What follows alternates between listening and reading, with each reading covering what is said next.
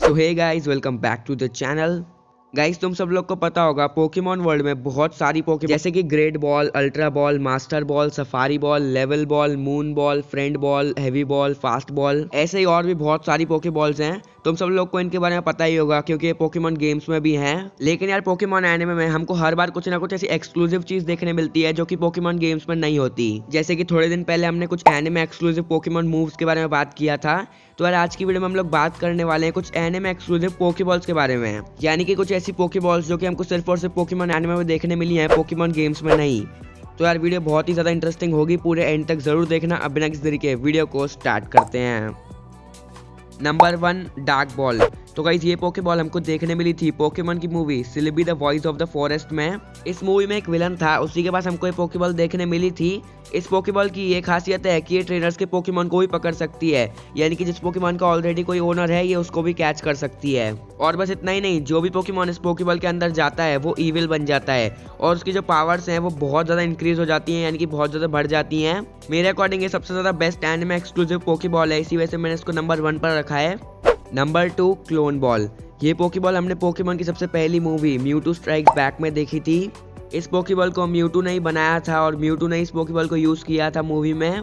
इस पोकेबॉल की बहुत सारी खासियतें हैं। सबसे पहला तो इसका जो कैच रेट है वो 100% है, यानी कि ऐसा हो ही नहीं सकता कि इसमें पोकेमॉन ना पकड़ा जाए। दूसरी खासियत ये है कि ये पोकेबॉल भी ट्रेनर्स के पोकेबॉल को पकड़ सकती है। और इतना ही नहीं, अगर उस ट्रेनर का जो पोकेमॉन है वो ऑलरेडी उसकी पोकेबॉल के अंदर है तो ये क्लोन बॉल उस ट्रेनर के पोकेबॉल के अंदर से भी उस पोकेमॉन को कैच कर सकती है। और इसके अलावा जो भी पोकेमॉन इसने पकड़ा है ये उसका एक क्लोन भी बना सकती है और इसी वजह से इस पोकेबॉल का नाम क्लोन बॉल रखा गया है।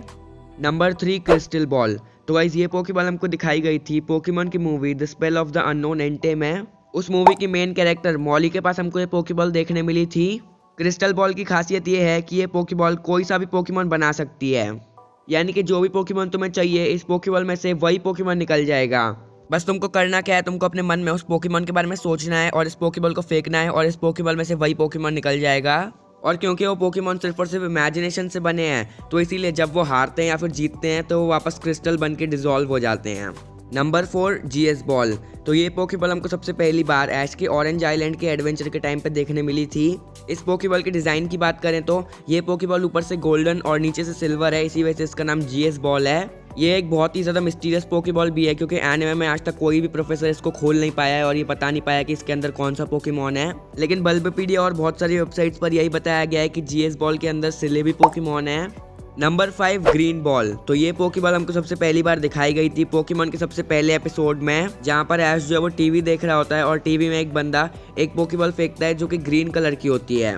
मतलब नॉर्मल पोकेबॉल्स तुमको पता होगा रेड और व्हाइट कलर की होती हैं, लेकिन ये जो पोकेबॉल थी ये ग्रीन और व्हाइट कलर की थी। और ये पोकेबॉल हमको सिर्फ और सिर्फ इसी एपिसोड में देखने मिली थी। इसके बाद हमको ये पोकेबॉल वापस नहीं देखने मिली एनिमे में भी, और ऐसी कोई भी पोकेबॉल पोकेमॉन गेम्स में नहीं है, इसी वजह से ये भी एक एनिमे एक्सक्लूसिव पोकेबॉल है।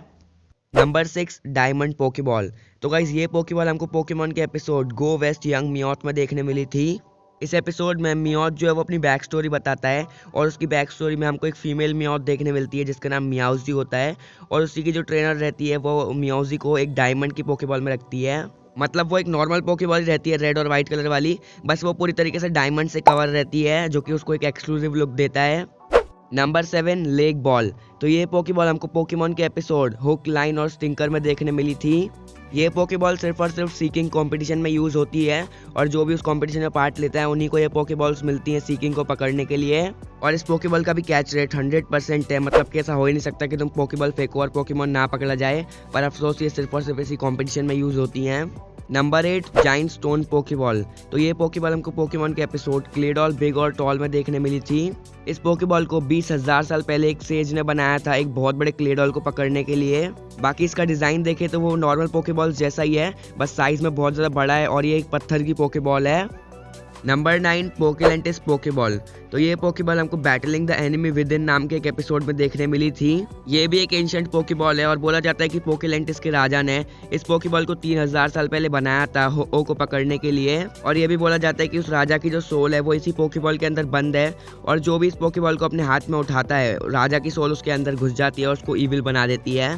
और ये बात सच है क्योंकि ऐश ने भी इस पोकेबॉल को उठाया था और वो भी ईविल बन गया था। नंबर 10 स्टार्टर पोकेमॉन्स की पोकेबॉल। तो गाइस पोकेमॉन के सबसे पहले एपिसोड आई चूज यू में जब ऐश जो अपना स्टार्टर पोकेमॉन चुनने जाता है तो वहाँ पर हमको स्टार्टर पोकेमॉन्स की पोकेबॉल दिखाई जाती हैं, जो कि नॉर्मल पोकेबॉल से बस थोड़ी सी अलग थी, क्योंकि नॉर्मल पोकेबॉल्स पर नाम नहीं लिखा रहता पोकेमॉन्स का, लेकिन इन पोकेबॉल्स पर जापानीज में लिखा था उनका नाम, और बस इसी के चलते ये भी एनिमे एक्सक्लूसिव पोकेबॉल्स हैं। नंबर 11 लोकोकोस पोकेबॉल। तो ये पोकेबॉल हमको पोकेमॉन के episode just waiting on a friend में देखने मिली थी। ये पोकेबॉल 200 साल पुरानी है और इसका डिजाइन देखा जाए तो यार बहुत ही ज्यादा मस्त है। जो बटन नॉर्मल पोकेबॉल्स में आगे की साइड पर होता है वो बटन इस पोकेबॉल में ऊपर की साइड पर है, और एक तरह से ये पोकेबॉल बहुत ही ज्यादा कमजोर है क्योंकि ये पोकेबॉल क्रिस्टल से बनी हुई है और अगर तुम्हारे हाथ से ये पोकेबॉल गिर जाए तो ये टूट जाएगी। Number 12 captains Poké Ball. तो ये पोकेबॉल हमको पोकेमॉन के episode a ship full of शिवर्स में देखने मिली थी। ये पोकेबॉल्स 300 साल पुरानी है और अगर इनका डिजाइन देखा जाए तो वो काफी ज्यादा सिमिलर है अभी की मॉडर्न पोकेबॉल्स से, लेकिन हाँ ये मॉडर्न पोकेबॉल्स जैसी दिखती हैं लेकिन मॉडर्न पोकेबॉल्स नहीं है, इसी वजह से ये भी एक एनिमे एक्सक्लूसिव पोकेबॉल्स हैं। नंबर 13 और 14 एनी और ओकली की पोकेबॉल्स।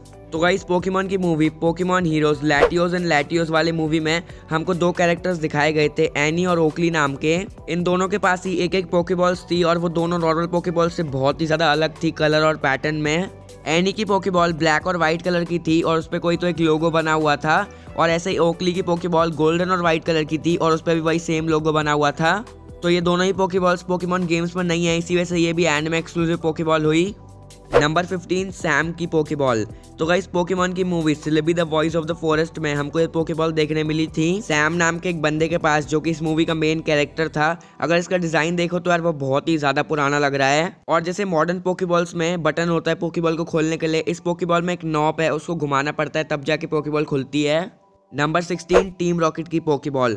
तो गाइस पोकेमॉन की मूवी म्यूटू स्ट्राइक्स बैक में हमको टीम रॉकेट की एक अलग तरह की पोकेबॉल्स देखने मिली थी, जो कि ब्लैक और व्हाइट कलर की थी और उस पे आर यानी कि टीम रॉकेट का लोगो बना हुआ था, और ये पोकेबॉल्स भी पोकेमॉन को आसानी से पकड़ ले रही थी, और बाकी ये नॉर्मल पोकेबॉल्स जैसी थी, इसमें और कोई खासियत नहीं थी।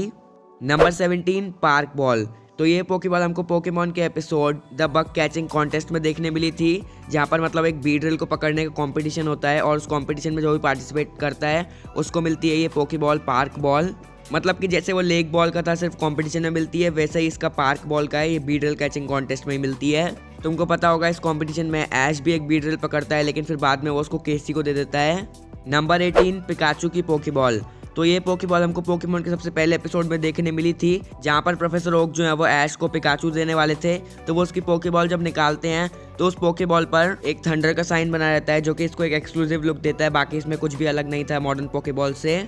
Number 19 fish Pokeball. Guys Pokemon के episode a fishing connoisseur in a fishy competition में हमको ये फिश वाली पोकेबॉल्स दिखाई जाती हैं, जो कि टीम रॉकेट ने शायद से बनाई होती हैं। ये भी नॉर्मल पोकेबॉल्स जैसी हैं, बस इस पर फिश का एक साइन है।